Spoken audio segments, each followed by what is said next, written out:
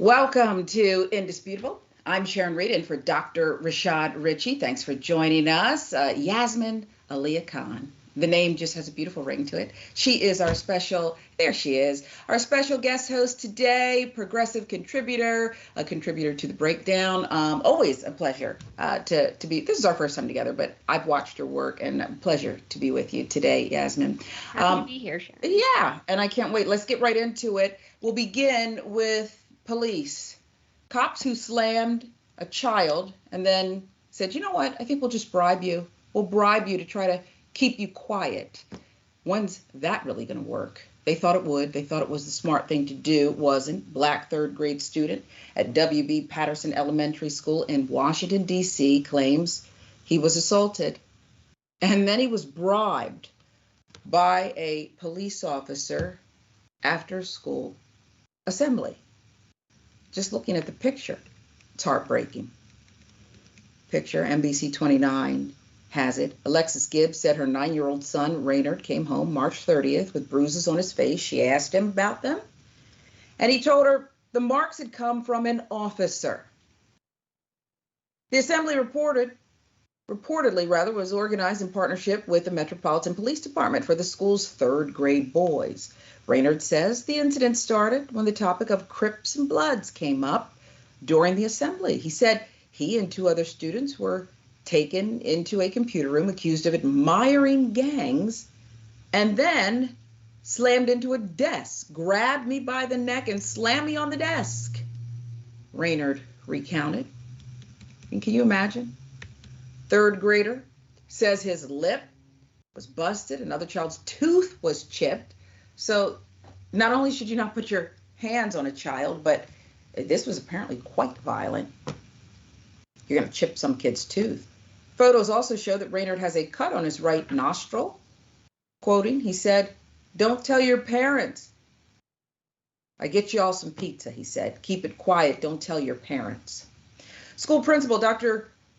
Victory Thomas sent a letter home the following day after the incident saying, quote, "During an assembly activity, it was reported by students that a visiting officer conducted a demonstration on a student that involved physical force.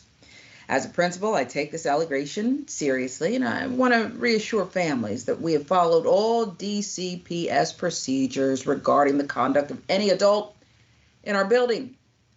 The letter also said the incident has been referred to Metropolitan Police Department for further investigation and internal DCPS teams for support for our students. The officer's identity was not released, and the Metropolitan Police Department declined to comment about the incident to NBC 29 News as they are continuing their investigation. The school also provided no further comment on the incident. Yasmin, one thing jumps out at me as we never seem to want to release the names of police officers accused, but there's visible injuries. And so your reaction first to, well, let's start with how they reacted to it, and then let's dive into the incident. Yeah, I think these internal investigations that police forces are constantly conducting on themselves, no, we need some external investigators in there. It doesn't make any sense to me as to why that's like an acceptable course of follow through when these types of incidents aren't as isolated as we would like them to be. So I think the response to hide the name or to not release the name of the officer, fine, again, nothing, like you said, nothing has been confirmed. These are allegations. We don't really know what happened. There was no cameras in that room, but I think that also is part of the problem. Why was this cop alone with these children in a room at the school? Why was he allowed to be there? Yeah, that part. The other thing is, yes, it's under investigation, but I just, I'll throw it out there. You would never do it. But if you were in a closed room with a child who emerged with bruises, another with a chipped tooth, the nostril has a mark on it, do you think there would perhaps be an arrest and then we'll figure out if you're guilty or not later? I think that would be a safe assumption to think. A lot of times Whenever we see things like this, we always want to give it the benefit of the doubt, but sometimes you're like, well, the kid went in fine and he came back out with a chipped tooth and he came back out with evidence on his face that there was some kind of physical altercation. We don't know what happened, but we do know that there was an adult in that room. So the logical assumption would be that that adult at least knew what was going on and didn't prevent it from happening, or we don't know. And Yeah. again, there was no cameras, and that is part of the problem. He never should have been in there in the first place. And I think that alone is grounds to at least investigate that officer. And there's something else that we should point out, because the boy presumably reported this first, and the family.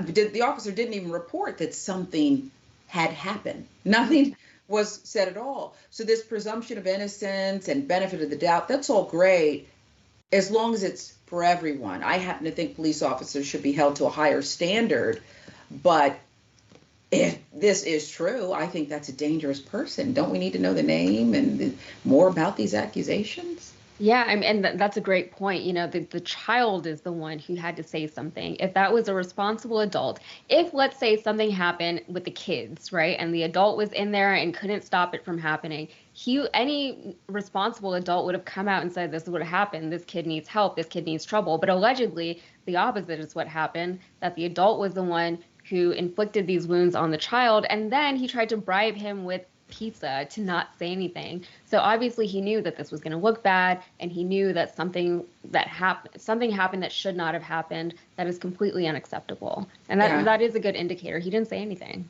That's right. And I think that in and of itself is circumstantial and points to perhaps a sign, at least down the path of guilt. But I hear, based on circumstances, and I believe we see, child abuse, an assault, battery here, and also probably a really bad police officer, because everybody knows if you tell a kid, shh, don't say anything, they're going to say something. Okay. So I don't know why you would even bother to do that with a child. Okay. So you don't even, that alone means you should not be a police officer if that's what you think was going to happen. I'll give you the last word. Yeah, and going back to why these kids were in a classroom alone with this cop, was this cop trained to counsel children on gang influence? The reason that he brought them into the classroom was allegedly because they were admiring gangs. What was he planning on doing in that classroom with them? He wasn't authorized to discuss anything in private with these children. He doesn't know how to counsel children. He wasn't taught how to prevent children from joining gangs. How did he honestly think he was helping that situation? What did he honestly think was going to happen? Why did he put himself into this situation in the first place? None of this needed to happen. None of it needed to happen. And if you want to, be a one-man wrecking crew, Kanye admires Hitler. Take him into a room and talk as adults, or do whatever you want to do. Okay? Leave the kids alone. Good luck. We appreciate you always, Yasmin. And when we come right back, we're going to have another story for you on, does everybody really get the benefit of the doubt? This is Indisputable with Dr. Rashad Richey. I'm Sharon Reed, filling in for the doctor today. We'll be right back.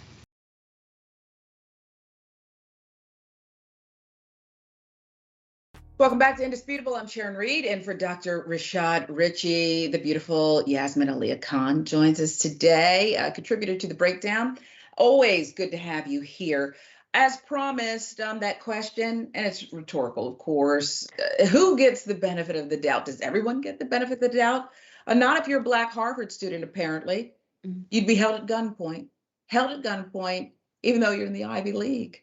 Let's talk more about this, because it started with a prank. A swatting incident at Harvard University led to 4 Black students, best and the brightest. Happens to all of us. Held at gunpoint by campus police. It all resulted from a hoax 911 call. Early Monday morning, 4 Harvard University students were sleeping in their undergraduate suite, trying to get as much rest as possible before the new school week began. But at around 4 a.m., they were awoken by noises banging on their suite door, commands for them to open it. They did, which is when they were confronted by 5 Harvard University police officers in riot gear, assault rifles in hand. They were then instructed by the officers to raise their hands, exit through their rooms, and enter a nearby suite, all while officers pointed assault rifles directly in their faces. That, according to the Harvard Crimson newspaper. The victims of the hoax, Harvard seniors, Jerrica, Cotton, Yasmin and Dunlap, David G. Madzivenyika, and Alexandra Renee. An officer later explained to the students that a false report was filed to the Harvard University Police Department. It led to them believing there was a threat in the building, hence the riot gear and assault rifles. According to the Harvard Crimson, Cotton and Renee both received a call from the police a half an hour before the raid, but they understandably did not answer since they were in the middle of a good REM sleep. The Harvard University police spokesperson, Stephen Catalano, said this in an interview. Threatening violence against occupants. The officers searched the Levitt House suite with negative results for an individual with a firearm or any persons acting in a suspicious manner. He said that to explain why Harvard University police were dispatched to the building. Again, this was a hoax. This was a false report. Well, there's more. We were all extremely scared. This is the students, particularly because my roommates and I are Black students, said Jara Cotton, who have been bombarded our whole lives with stories and images portraying how situations such as this ended up terribly. We felt our lives were in danger. We are traumatized, Cotton said. She was disappointed also by the lack of university-wide response or acknowledgement. Being accosted in your place of residence warrants a university-wide response, warrants the president's attention, warrants the dean of students' attention, warrants an email at the very least. Reportedly, the FBI is working with Harvard police to find the suspect in this latest swatting hoax. There is so much, Yasmin, to unpack here. They were in danger. Their lives were in danger, okay? Anytime police are holding assault rifles in the face of Black people, it's a heightened, and it should be a heightened awareness to the person who's on the other end of it. Your reaction to the university president's statement, because I think Ms. Cotton's right. I don't know why he wouldn't step before the cameras and command the attention of all of Harvard about this incident. Yeah, I would think that he would care about the reputation of the university. And obviously, it's a very reputable university in the United States. It's the oldest university in the United States, and it has a lot to live up to. As far as giving them the benefit of the doubt, as far as catching the person who did the swatting and taking this very seriously, I'm not a criminal investigator or anything like that, but I would imagine it's very difficult to do that. But that said, we have seen incidents of just simple 911 calls that have gone sideways, not even swatting, just regular 911 calls that have gone awry because the dispatcher or the cop who took the call at their word, took the caller at their word in situations where they probably could have asked a few more questions. In this case, they tried to call the girls before they swatted them, but they were asleep because it was the middle of the night. Incidents like this one are obviously very disruptive and traumatizing for the victims, but they're also incredibly costly, right? It's a lot of resources and a lot of money. So you would think you can't expect them to care about, trauma to victims, because we know that they don't actually care about things like that, but they do care about money. And you would think that that would be more of an instigator as far as them getting to the bottom of things like this. Yeah, it's incredibly disturbing. And I'm not even sure, listen, I'm not a trained police officer, but I don't know if there's a real threat if I'd be knocking. I don't know if I'd be knocking. I'm glad they did in this case, and that the students were aroused enough and awake enough. Okay, try waking me up at 4 a.m. and who knows, I might just get up swinging. Okay, you never know what's going to happen. Yeah. So this could have been a whole lot worse, and the response to it, great. The FBI is involved. Harvard, what are you going to do about this? And another reason I think that the president should have stood before cameras, every student everywhere should have been within earshot somehow, and let them know that this will be the first and the last, because when we get you, there won't be another. You're done. Okay. Whoever did this, you're done. An overreaction, or I don't know. What do you think? No, I think it's a very serious thing. And something like swatting, it can ruin lives. It can really, really be very disruptive to people's lives, to the victims. I mean, I mean, just the trauma of it alone, having a SWAT team show up to your door, especially in the middle of the night, you're discombobulated, you don't know what's going on. It's very, very scary. And anything can happen. And in those very high stress situations, things can happen very badly in a deadly way sometimes, unfortunately. And I hate that this had to happen on the Harvard campus. It's always disappointing whenever really educated people are so stupid and so ignorant. But even with an Ivy League education, sometimes, you can't erase the way that you've been raised. So yeah. I don't know who did the swatting. I don't know what the motive was behind it, but I mean, one can imagine. One can imagine. One can speculate. Yes, we can. Okay. It's an educated guess. I think they call it a hypothesis. Okay. That is. Right? Is that right? Thank you, Yasmin. Yeah. But I do think that it's important that Miss Cotton, very smart Harvard student, reminded, at least that's how I took it, about what they face every day. Mm-hmm. Black and brown people, not just students. And I think it was important as she spoke out about what happened to her and her classmates, that we're already up against so much. And it makes me wonder more about if Harvard is a welcoming enough, and if they even realize what it takes in this case to make sure Black students, all students, but Black and brown students, feel and are actually safe.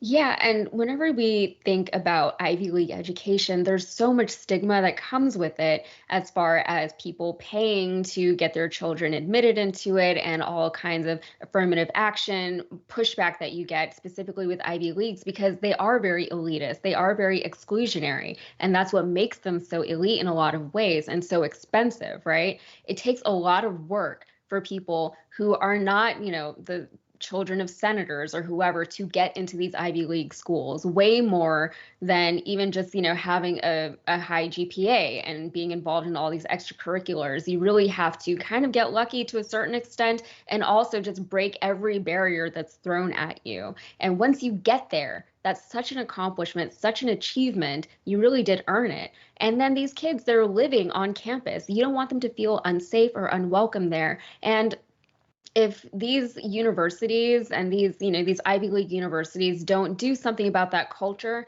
I think they're going to suffer. They're going to see drops in enrollment. And I think long term, they're going to feel the negative impacts of that. Yeah, we haven't even discussed where Harvard is located. Okay, it's not the easiest city. I once heard a basketball player who was drafted there say, I'm not going there. An NBA guy, maybe somebody will remind me who that was, but it probably wasn't the only one. Okay. I think Bill Russell could talk about, he could have talked about and did eloquently the experiences in the city. So there's so much that's piling up, right? Piling up on top of everything else. And then, oh yeah, you are supposedly amongst the best and the brightest.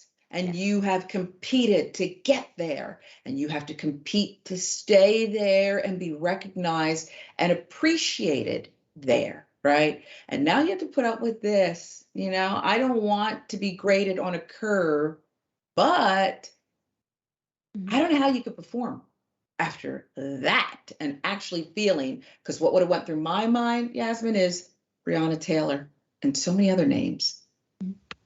Yeah, and I think that's completely reasonable because you can be someone who's literally sleeping in your bed and then something really, really deadly and horrible can happen to you when you haven't done anything. It wouldn't even be a thing that you think that you're waiting for. You haven't done anything that you're guilty of. Why would you be expecting any kind of consequence or any kind of negative activity like that?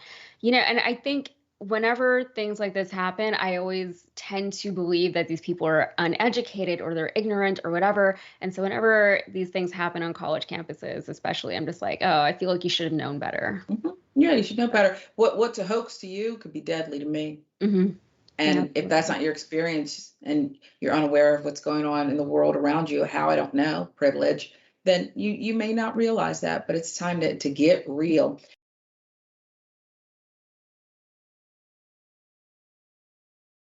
This next story is really a trip. What's done in the dark will come to the light. North Carolina Democratic representative secretly switches to the GOP. North Carolina Democratic Representative Tricia Cotham is her name, She secretly switched to the GOP last week, cementing the Republican supermajority in the House of Representatives and Senate. Cotham won the deep blue Charlotte area seat by nearly 20 percentage points. That was just 5 months ago. It was a crowded Democratic primary. Don't forget that. How long was this planned? Cotham told Your World she entered politics to be a public servant and stateswoman, do greater good for all of the great state of North Carolina, having served previously for a decade and returned to office after time outside politics. However, upon her entrance to the caucus, Cotham felt her party had undergone a sudden negative lurch. Quoting, I noticed some pretty big changes in the Democratic Party right when I got here, and it was very disturbing, she said, adding she prominently features the stars and stripes on her personal vehicle and speaks openly about her faith. I've used Jesus several times when I've led our chamber in house prayer. I was told you could never trust a Dem who wears camo, and just this week was called an amosexual. She called those attacks antithetical to what the U.S. stands for and cited her past work formerly across the aisle with Republicans during her tenure. Without Cotham and two other absent Democrats, Republicans were able to usher the bill into law. With Cotham on their side, Republicans will dominate both the state, House, and Senate, as well as hand the party a veto-proof majority against the Democratic governor. Of course, Democratic backlash against Cotham came rushing in as news broke of her party jump, many calling for her resignation. House Democratic leader Robert Reeves says Representative Tricia Cotham campaigned as a Democrat and supporter of abortion rights, health care, public education, gun safety, and civil rights. The voters of House District 112 elected her to serve as that person and overwhelmingly supported Democratic candidates up and down the ballot. The appropriate action is for her to resign so that her constituents are fairly represented in the North Carolina House of Representatives. Anderson Clayton, the state's Democratic Party chair, and Jane White, Mecklenburg County's Democratic Party chair, reiterated Reeves' call for Cotham to step down, calling her betrayal a deceit of the highest order. Now, Cotham says, it takes a lot. I'm a doer. I'm a risk taker. I do what I think is right, even if I'm the only one doing it. That is who I am and what I believe, she said, adding she is open to dialogue with other affiliated Democratic lawmakers who may want to consider leaving the leftist party. So now she's a recruiter, Yasmin. Question number one I have for you, should she resign? Well, one thing that I thought was funny that she said was like within the last, 5 months or something, then she realized what the Democratic Party really was. Like really, that's what happened. No. As far as resigning, I don't know if she should resign, but I feel like this shouldn't be allowed to happen because it's a literal bait and switch, right? The people who voted for you likely voted for you because you were a Democrat, not because you were who you are and they loved you independent of party. These people elected a Democrat and they expected their representative to uphold Democratic ideals. Maybe there could be a what is it? What do they call like a surprise election, an emergency election? Mm-hmm. Why can't I can't think of special election. Sure. Thank you. A surprise election is more exciting. This was a surprise. Yeah. But but with that said, even if that doesn't happen, right? If they are stuck with this now Republican representative that they did not elect, or that's upholding values that they do not support. We've seen Manchin and Sinema essentially switch parties without actually doing so, right? They can still be a member of that party and play for the other team. They just got a bad Democrat, and it's really, really unfortunate. I think this does call for like some kind of special election circumstance, though. I think you're exactly right. And it may, just hear me on this, call for some special investigating. And I don't even mean necessarily official, but I'd love to see some investigative journalism here. Because as we know let's take the aforementioned Sinema, follow the money, follow special interests, and you'll find out maybe what she believes because she never really says. She never really telegraphs anything because I don't think there's anything to telegraph. Yeah. And so this, on this level, it just smells funny. That and the recruiting. Who got to her? Why are you so daft in not knowing? Is that the statement you put out? You don't know what's going on. That was your first point that you made, Yasmin, that you don't even know what the Democratic Party is. Okay. I mean, come on. I know if I go to Chick-fil-A, which I don't really go to anymore. Okay. But I know there's no burgers there. I do know that.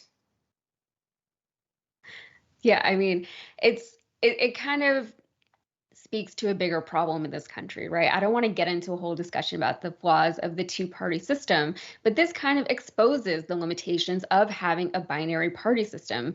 Just strictly speaking as like a numbers game, right? When you only have two parties, if you're not one, then you have to be the other. And for the issues facing Americans today, that's never that simple. And it comes down to representation. You have issues like this one where you have Democrats flipping to Republicans once they get into office. Then you also have redlining and gerrymandering and everything in between. But we have a problem in this country of inequity when it comes to representation in government. And the result is that there's a lot more red in government than there probably should be. There's a lot more red than there are red people in the country. And in this case, the Democratic citizens were actually able to win an election and elect a Democrat to represent them. And this was the quote unquote Democrat that they got. Yeah, I think you're once again exactly right. And I think that we're going to see more of these sneak attacks because that's what they really are. We can't win at the ballot box, and we believe party over country and everything that's real. And so we'll just do it this way. Much more indisputable when we come right back.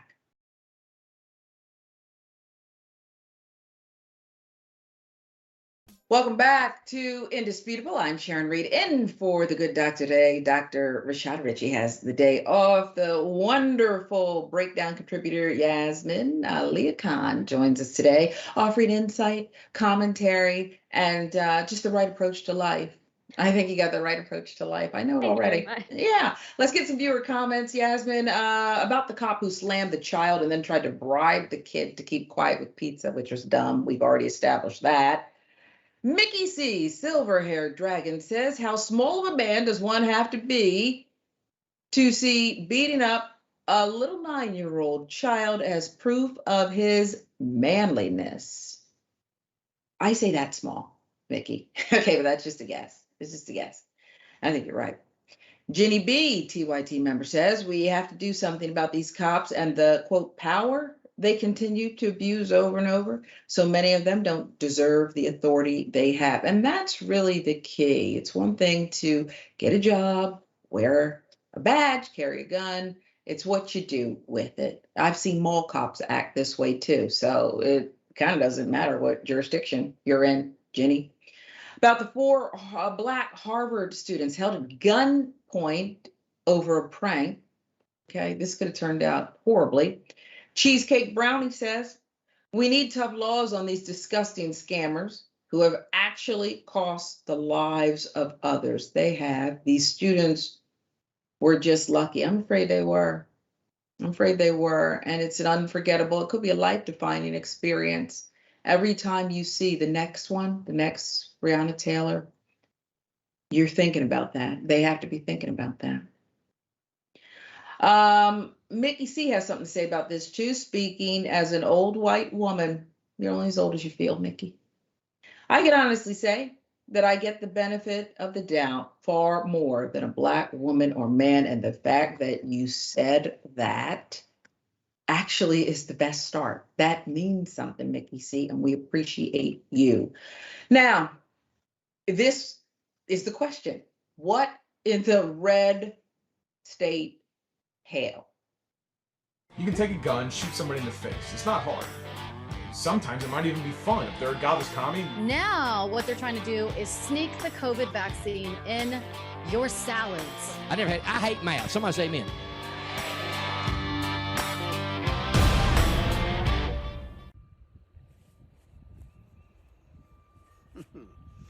Grandpa's feeling a little frisky today.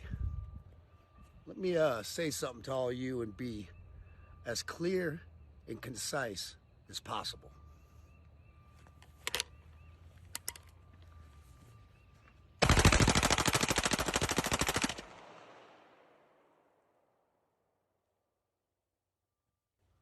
Bud Light and Anheuser-Busch. Have a terrific day.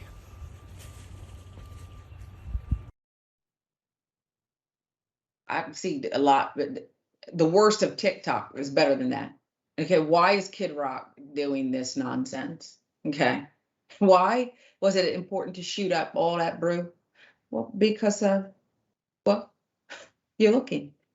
Dylan Mulvaney, trans woman, TikToker, did a brand partnership with Bud Light. That is the crime, according to Kid Rock. That's why Pam left him. Okay, that's a cheap shot, sure. But I mean what I say. You wonder why it was just such a quick man. And she said, Tommy Lee is better than this. This is why. This is why. An old picture of Kid Rock, though, offers some irony. Can we put that? Who's this? Is that Bob Richey or a lookalike? This is an old picture of Kid Rock, apparently attending a drag show, drinking what? Bud Light. That's been circulating online, and people are pointing to it, saying there's nothing wrong with this, except when you're a hypocrite. Nobody likes a hypocrite. Okay? Making the rounds, sipping it good, right next to a drag queen, who was lovely, by the way. That's the old Bob Richey. And we believe that was drag queen Wanda back in 2003. Kid Rock was relevant back then. I'm just reading a caption. Didn't need to shoot beer cans to prove his manhood. Okay? Let's go back to Bob Richey today. He's looks like he's battle tested today. Okay? Yasmin, where do we start with this one? And by the way, I don't even know if he's a good shot. You can't go by that because it's an assault rifle. Okay? I don't even know if you're a good shot. No. Yeah, I don't get on Twitter very often, but I was on Twitter the other day. I was doing some research for a story I was doing for the breakdown, and I saw that Kid Rock was trending, and I was like, don't click on it. Don't click on it. But I clicked, and it was just the most unhinged response to something that doesn't affect someone that I could have possibly imagined. Like, did he buy those beers just to shoot them? Joke's on you, Kid Rock. And good luck boycotting Anheuser-Busch also. They own everything. It's not going to go well. Yeah, it's not going to go well. And yeah, just I want you to sit down. I want you to have a brewski and sit down, kid. Okay?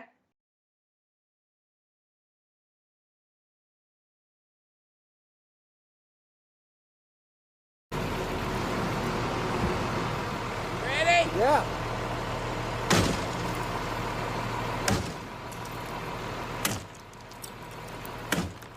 I want that truck off my lawn. Keep doing it.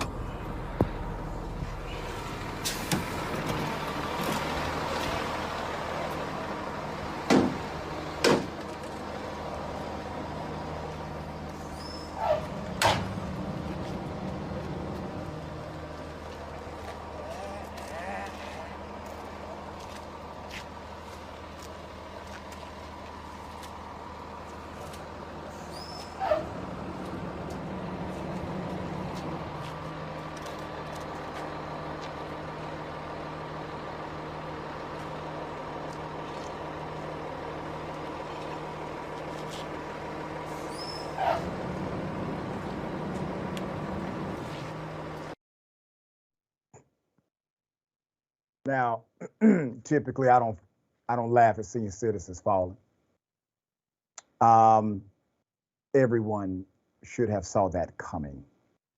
Let's put up the picture format here. The male Karen obviously upset at wet concrete. You see that wind back he's doing? I mean, look at the action of the swing here. Okay? Not a lot of power in the delivery, but man, he gets a 10 for effort. And then after he commits felony destruction of property, over $250 is a felony, he then goes on and steps into the wet concrete. Something that, a young man like myself would not have attempted. But he did. He tried his luck.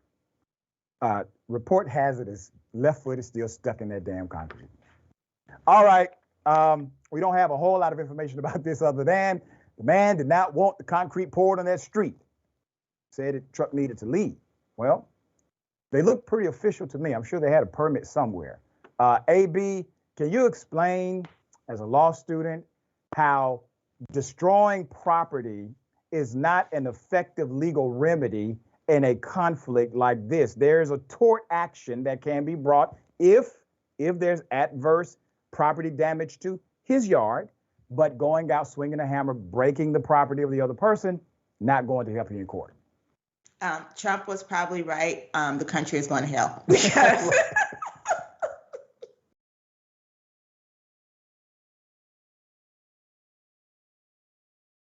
I wish you Karen would. You want to call the police on them for having a barbecue on a Sunday. I feel free! Back off! I'm going to tell them there's an African-American man threatening my life. Say that again? You want to put me on YouTube? What'd you say? What should happen to illegals? You're usurping this country. You're invading it. You're annexing whole freaking states and cities. Thank you. How you doing? Yup. See you in the election, buddy. Yes, sir. No bank should give you a loan. Nobody should give you a job. What else? What else? Away from. What a pleasant young man.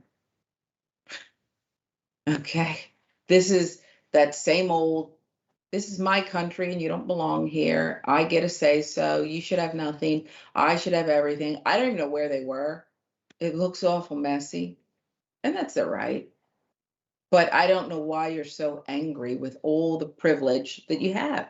Even the privilege to say this kind of disgustingness, this male Karen going on this xenophobic rant against someone just doing a job. Where does this anger and urge, I think really, Yasmin, where does the urge to have no filter and to release it all at anyone and everyone come from? I think it comes from a place of fear. I mean, this guy he seems not okay, first of all. I'm not trying to diagnose anyone with anything, but he seems not okay. He seems not in his right mind, or maybe that's just who he is. I don't know. But he seems very delusional, and he's taking it out on regular people who are just trying to live their lives. He's speaking about things that he clearly doesn't understand, and he's terrified of things that literally are not happening. What states are being annexed right now? What cities are being annexed? I would love for him to tell me. But, this is what happens when people don't leave their own neighborhoods. They have no idea what's going on out in the world, and they're afraid of everything. Yes, and, in the next breath, he'll say, the South will rise. I don't think he has a context of where we are in the world today, other than that more hate is appreciated by some people who used to keep it in the house. And therefore, they want to join that choir, a chorus of hate and ignorance. But I think it's appropriate to continue to document these people. I just don't know. It's just me. And maybe you have a take on it.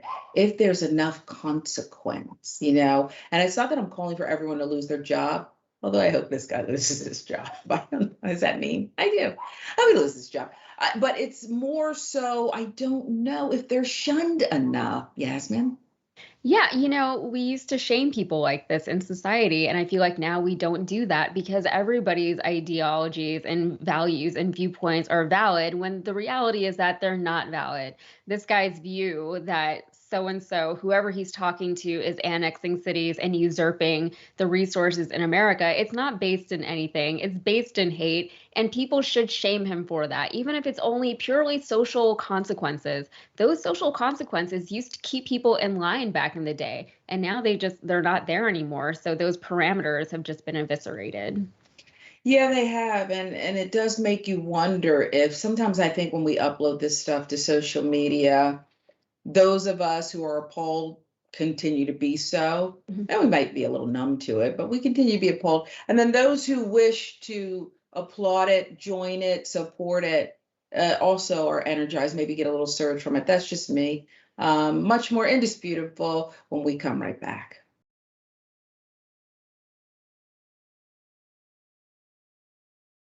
Welcome back to Indisputable with Dr. Rashad Richey. Dr. Richey has the day off, so it's me, Sharon Reed, filling in alongside the beautiful Yasmin Aliya Khan, who is our special guest co-host today. Does it bother you sometimes? And I don't know, because some women say, I don't want to be known as the beautiful or the lovely. I do it anyway.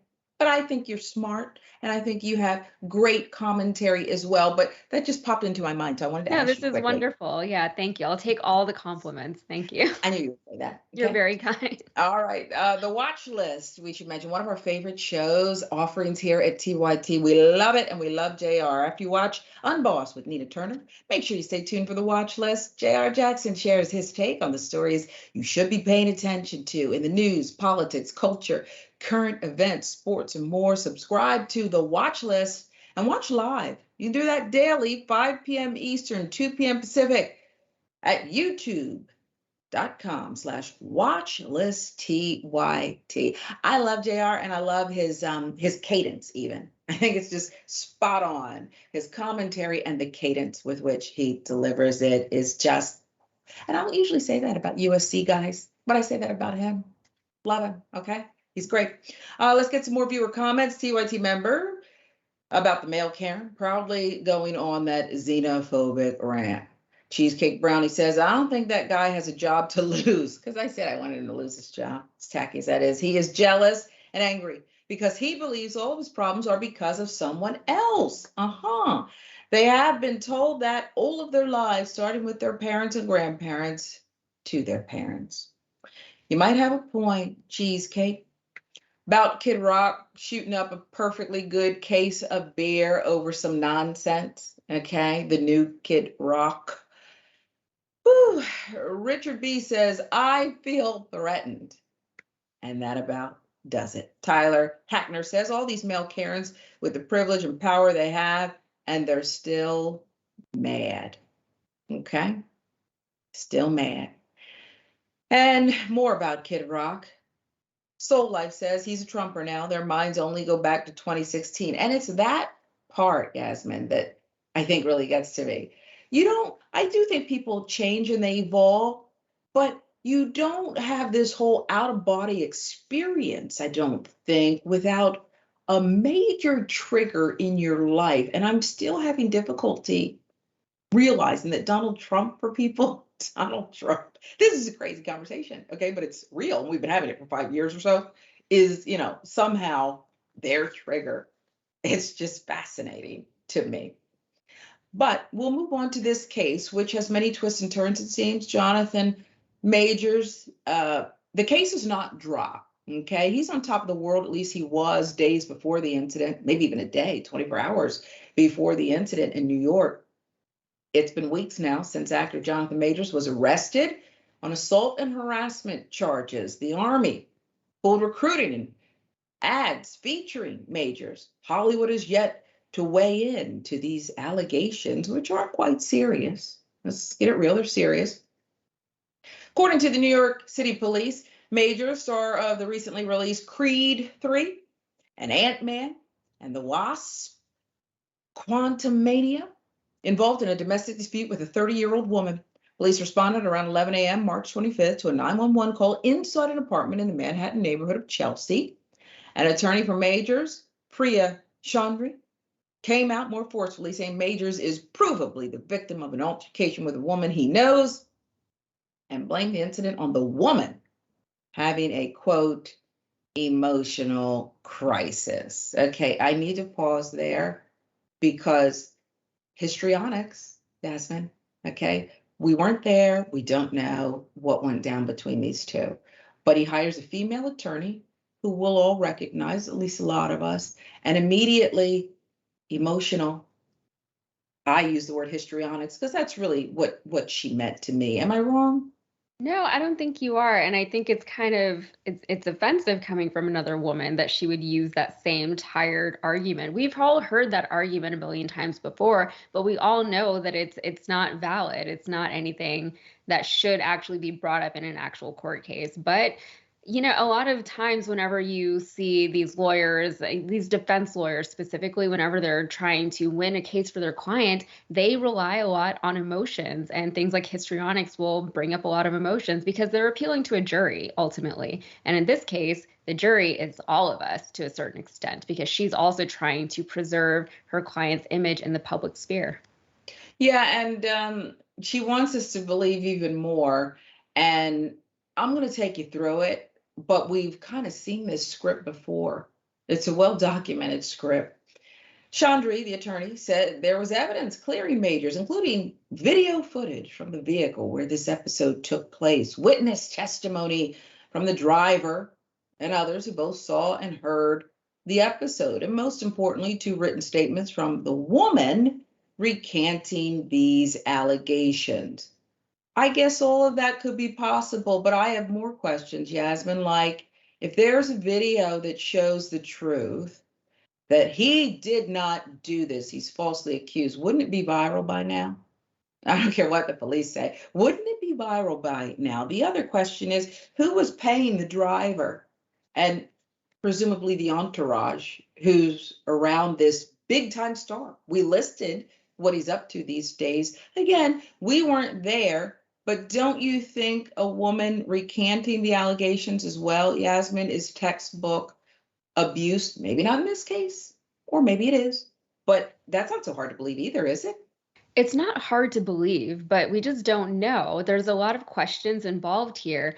And despite having all these questions unanswered, and despite having all these, hypothetical questions that have come up, like why did this happen and wouldn't this have happened? And we, based on pattern recognition and things like that, as a public, we are adept at recognizing certain patterns of abusive behavior amongst people.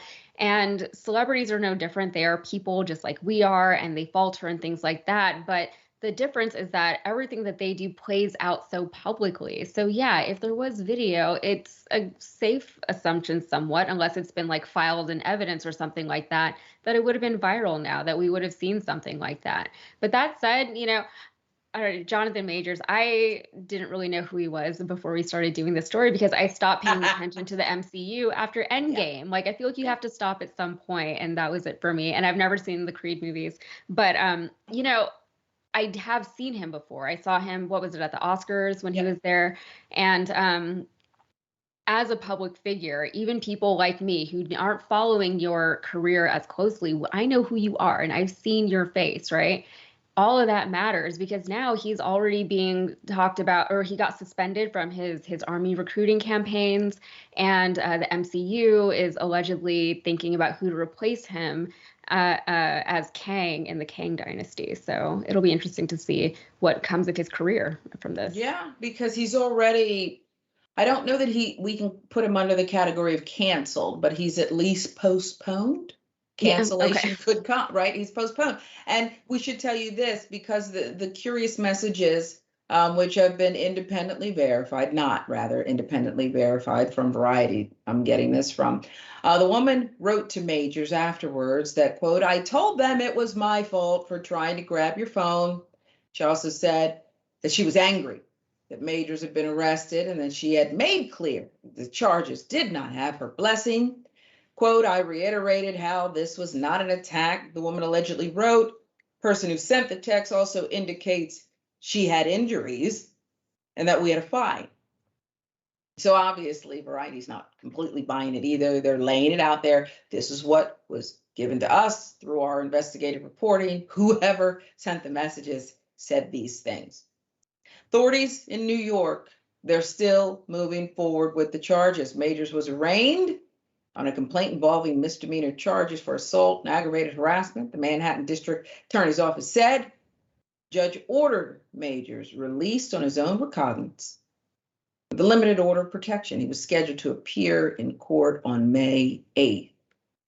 Back in February, filmmaker A.B. Allen tweeted about a beloved actor who in actuality is a vicious, cruel, abusive human being.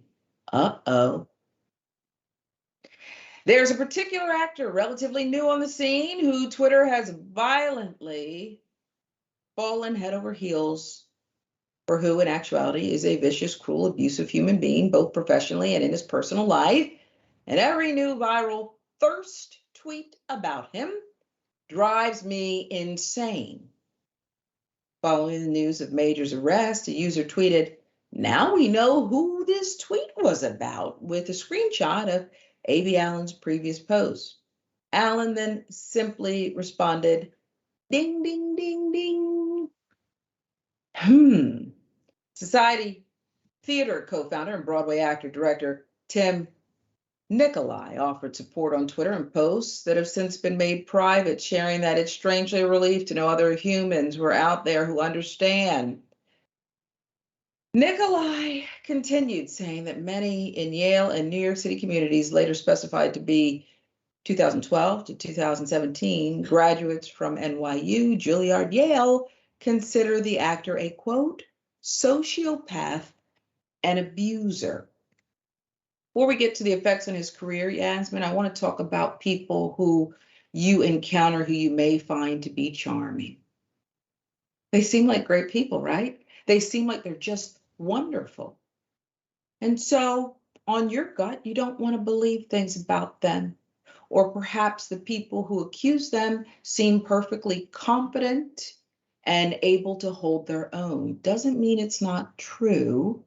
And so I wonder what you think about some of the riddles that were posted and some of the guessing game and the underlying things that are being put out on social media.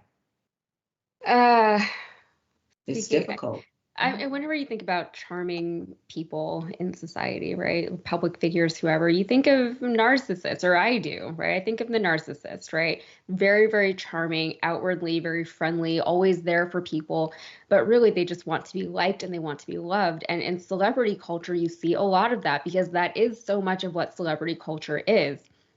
You know, and on our part, we want to worship and idolize certain figures, especially if we see a strong, handsome, charming man. We want to be like, he is wonderful. He is that. He's everything that we want to believe that these figures can be. You know, we want to have somebody who's so flawless and heroic in our lives because in real life, we know that these people don't actually exist, right? I love Aragorn from Lord of the Rings. He's not real. He's literally fiction. And that's why he is a thing, you know, because he can't be real. He's too perfect, right? We don't really know how to act then whenever these people fall off of the pedestals that we put them on.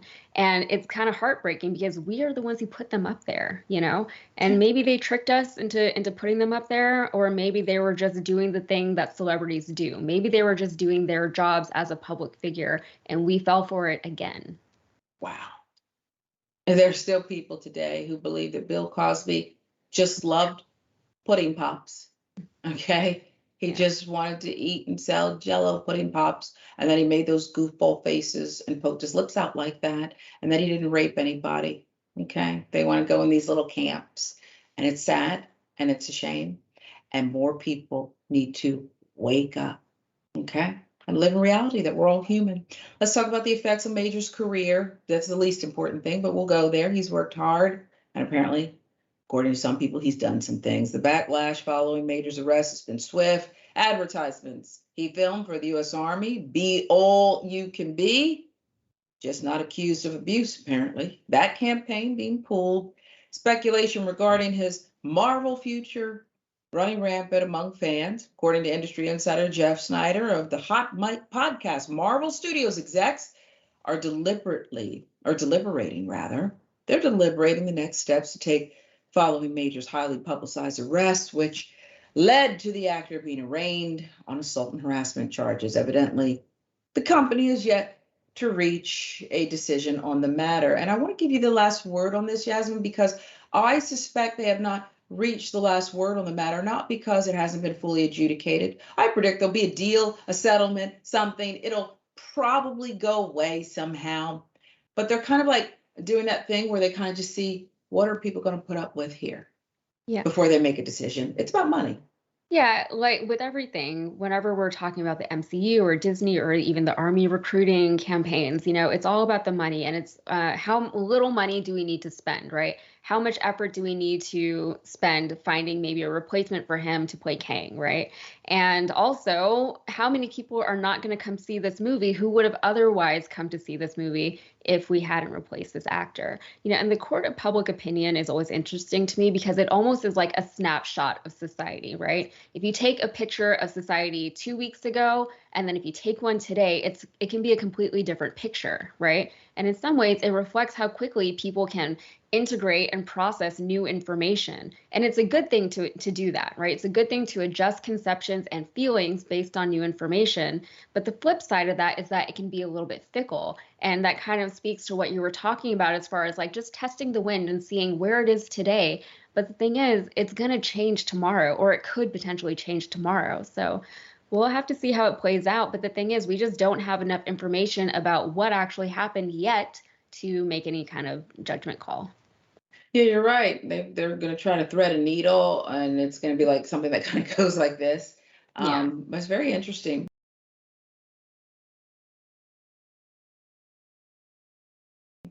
So Don Lemon has had a stretch of Don. Okay. Is that fair to say? Don Lemon's had a stretch of Don. Variety now out with a brand new article. Don Lemon's accused of misogyny, diva, behavior. Who are you, Don? Okay, because I knew you way back when we worked together. Who are you? Are you that kid raised by your mama in Louisiana, or are you everything that's in this article? After recently getting in trouble for his on-air comment about Nikki Haley's age, Variety has released an expose of Don Lemon's apparent poor behavior in the workplace. Okay. Incidents involving Kira Phillips, his former co-anchor. Back in 2008, Don Lemon was co-anchoring CNN's Live from Weekday. There, it was a show with Kira. For months, tensions between the pair, the article goes on to say, kept mounting. Phillips was on assignment in Iraq, a coveted role, high-profile gig that Lemon wanted. He vented his disappointment of being passed over by tearing up pictures and notes on top of and inside Kira Phillips' desk in the news pod they shared. That's according to two sources who worked there at the time. You go into my desk when I'm not there, and you about to find out, partner, as soon as I get stateside, okay? There's more.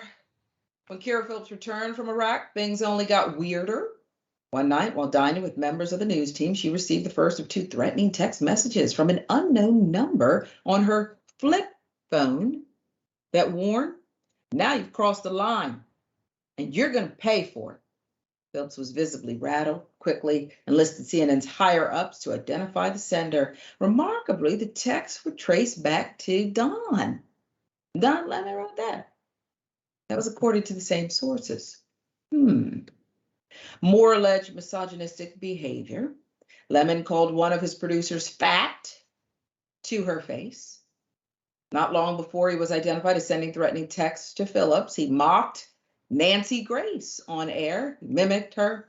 That shocked fellow colleague. Grace declined comment, but a person close to her tells Variety she, quote, thinks he's an ass and that he was always rude, dismissive, really unfamiliar with the news content being discussed.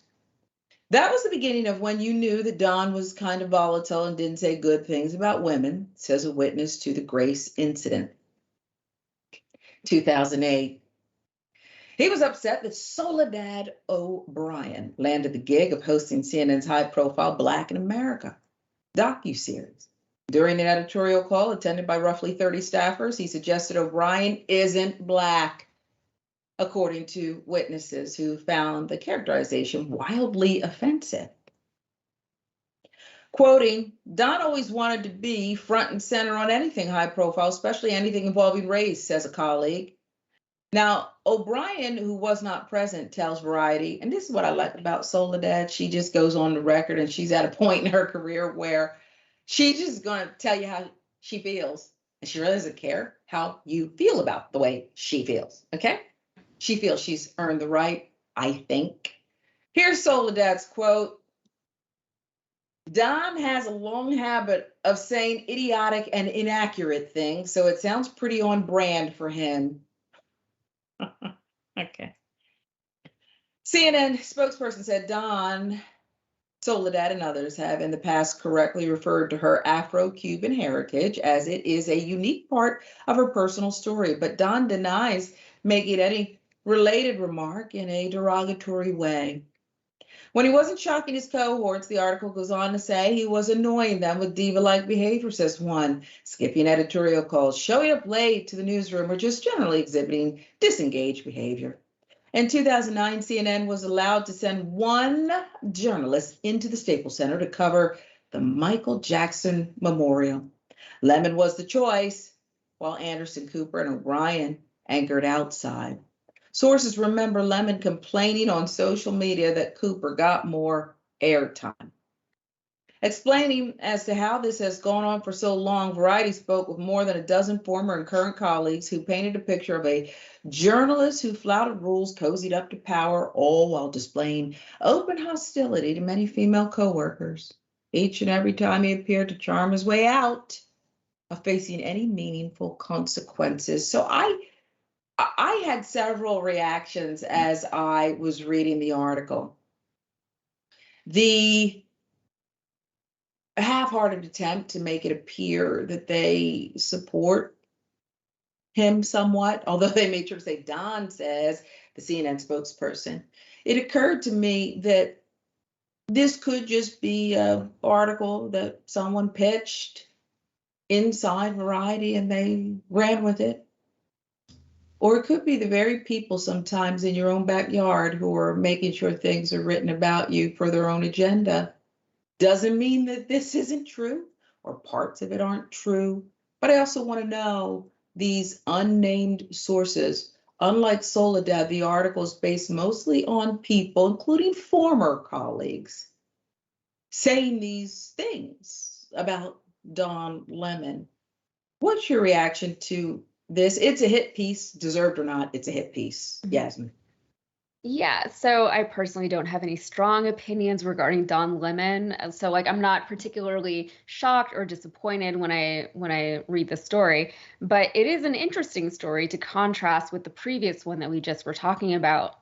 Because here we have a situation where there have been repeated, documented, and consistent instances, allegedly, of one person behaving badly in a workplace setting.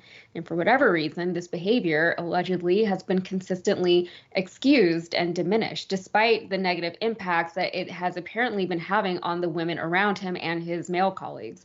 Now, we can speculate as to why that is. You know, there's speculation that identity politics protected him a little bit as a Black man and a gay anchor. There was also what we were just talking about, that networks will do as little as they think they need to do, or they'll do as much as they think that they can get away with, in other words. So it's easier to keep Don Lemon on CNN than it is to replace him. But honestly, is it that hard to replace him? I feel like just get another anchor.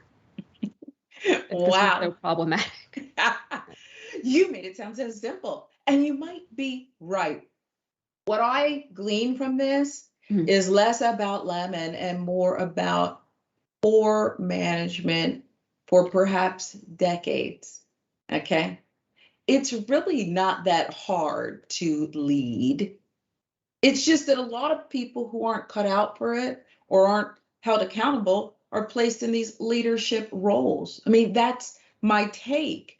If there's a leader in the house, others don't have to manipulate and fill that void in a newsroom or a warehouse or anywhere else. It really is that simple. If you have children, I have a child, a daughter. If you don't lead, they're going to figure out where they're going to go. And you may or may not like it, and it may even get you in trouble. Is that an oversimplification, Jasmine?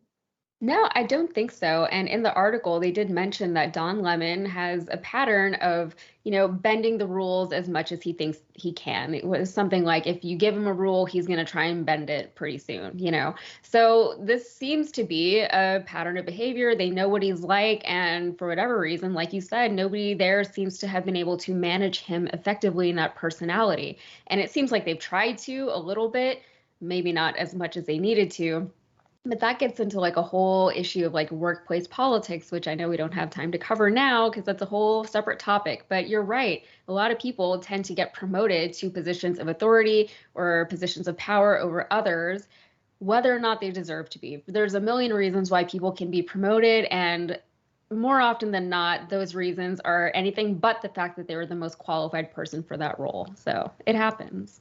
It happens. And when you pay more attention to Don Lemon's pink suit or that hoodie outfit that everyone was going crazy over, even the late night host picked it up, perhaps you're not paying attention to other things that matter. This is Indisputable with Dr. Rashad Richey. I'm Sharon Reed, sitting in for the good doctor today. Yasmin Aliya Khan also joins us as guest host. We'll be right back.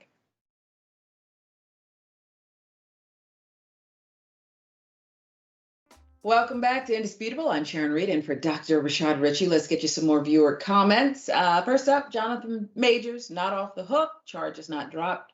In that assault case out of New York, TYT member Valerie says, well, let's not forget how much Ezra Miller got away with. If Majors is treated more harshly, the possibly racist double standard will be clear. And I think this is the point I'd like to make.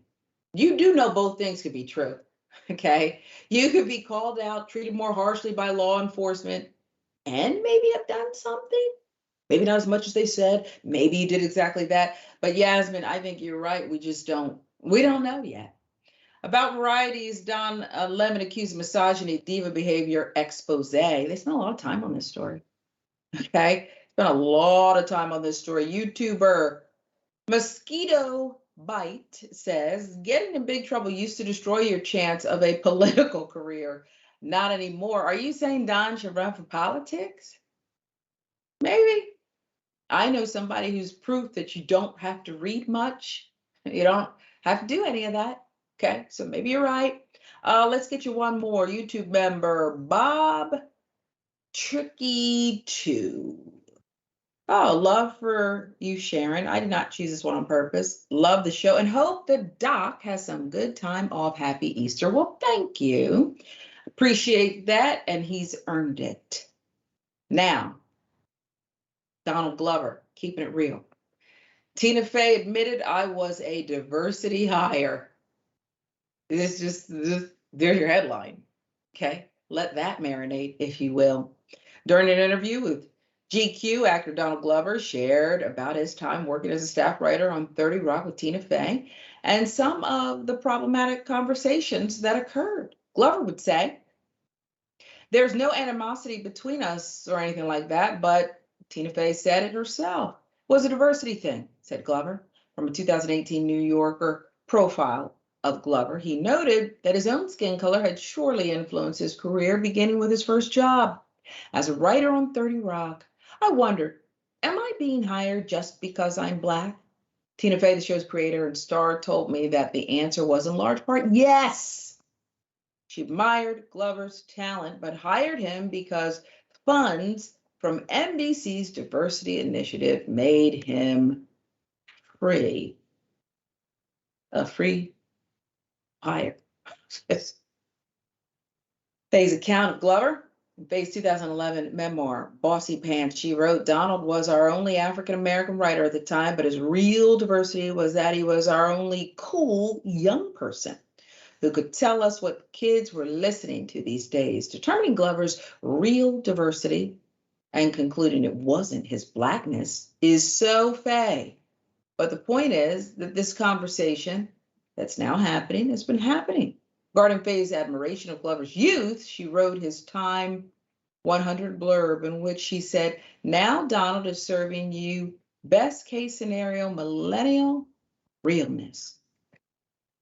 Problematic writing of 30 Rock. 30 Rock's most troubling riffs on race involved Jane Krakowski's character, Jenna. In the first, She wears blackface during an argument with Tracy Morgan's Tracy Jordan about whether white women have it harder than black men. Tracy, in turn, wore white makeup, a wig, and a Jenna-esque outfit. In one, John Hamm's face is darkened during a riff on the racism of Amos and Andy. In another, his hand is replaced with that of an executed black prisoner. Even while they were conceiving these episodes, Faye and her collaborators obviously knew that blackface jokes could be problematic. And one behind-the-scenes clip from the 30 Rock DVD set, the show's creator holds up a photo of Jenna in blackface and notes that the character has twice worn race-changing makeup. Faye adds that this is, quote, not great. The show's few black crew members also questioned the show's judgment the first time the show did blackface. 30 Rock prop master Kevin Latson told me, that didn't bother me because I understood the comedy behind that. It was clear that Jenna was an idiot and that the device was being used to make a larger point about people of color and women being pitted against one another. When Jenna wore blackface again, though there was no bigger issue being satirized. Okay. I came down and I saw Jenna, and that really hurt, Latson said. And I said, I really want you to know how this gets a pass. But with everyone else on set laughing, Latson didn't feel like he had anyone to share his pain with. Is Donald Glover from these readings, these excerpts, a gift, someone to be treasured for their talent, or somebody we had to have on the set and maybe helped us a little bit? It's very murky. Very murky, Yasmin. Well, okay, so I have watched 30 Rock and, a lot of Tina Fey's work and things like that. And obviously, Donald Glover is a very talented individual. I think it'd be very hard for somebody to deny that. But I had to think about this for a minute, right? There's a lot going on here, right? I don't think Donald Glover is mad about the way he was hired. And I don't think Tina Fey was mad about hiring him, right? If anything, this is kind of the exact reason why we have diversity hiring practices in place. Because now we do have Donald Glover, who has gone on to have a very successful career, not necessarily because he got a leg up, but because he earned it, right? He's proven himself to be immensely talented time and time again. And now I don't know if somebody less diverse and more talented was perhaps passed over for the job so that Donald Glover could have it. But I don't think Tina Fey would have hired him if she didn't actually want him there, right? She was the head writer at SNL. And 30 Rock was her show. And it was her being the head writer on an SNL-like show. She knows what it takes to put together and lead a team of writers. And she knew what she was looking for. And I don't think she was going to take any chances with 30 Rock. I think you're exactly right. She's a very important person at NBC. And if she didn't want him there, he wouldn't have been there, period. Yeah. Probably if she wanted more money for another hire, she would have gotten that too. I don't know if this is the right thing to say, but I prefer people who tell me the truth.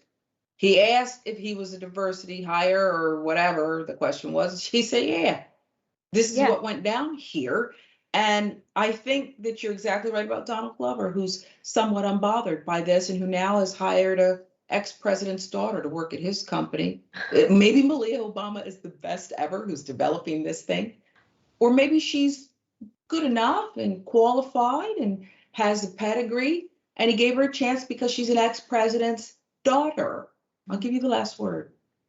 Yeah, I know Tina Fey gets some flack for the things that she has said and the things that she's written on occasion. But overall, I don't think that she's not an ally, or I don't think she has bad intentions whenever she does things like that. And the instance with the blackface on 30 Rock, the first time it happened, I don't actually remember the second time, but I do remember the first time. And it was within context and it was making a bigger point. And the character, Jenna, she is very to not think about those consequences. And I think it's still important to have those kind of conversations conveyed through art, right? Through media and entertainment, because people look at it and those examples stick in people's minds better than like reading an article or something about like why blackface is bad. It helps people to see things play out sometimes. And I'm not making an argument pro blackface just for the record, but I'm saying that we can and should, and we do, I think, overall learn from these things. Tina Fey even said herself, it wasn't great that we did all that. So I think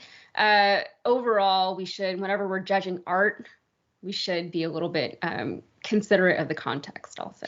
I think you're right. And art helps a lot of people learn who weren't looking to learn. Okay, they just liked the show and they got hit with that. So there you have it. Quickly tell people where they can find you, Yasmin. Yeah, you can find me on Instagram at YazK, YAZZZZZ, K5Zs, and also on the Breakdown, the Young Turks, the Breakdown channel on YouTube. I'm there. Wow, we love you. Love your commentary. Can't wait to do it again. Thank you so much. This is Indisputable. I'm Sharon Reed, in for Dr. Rashad Richey. He's back tomorrow.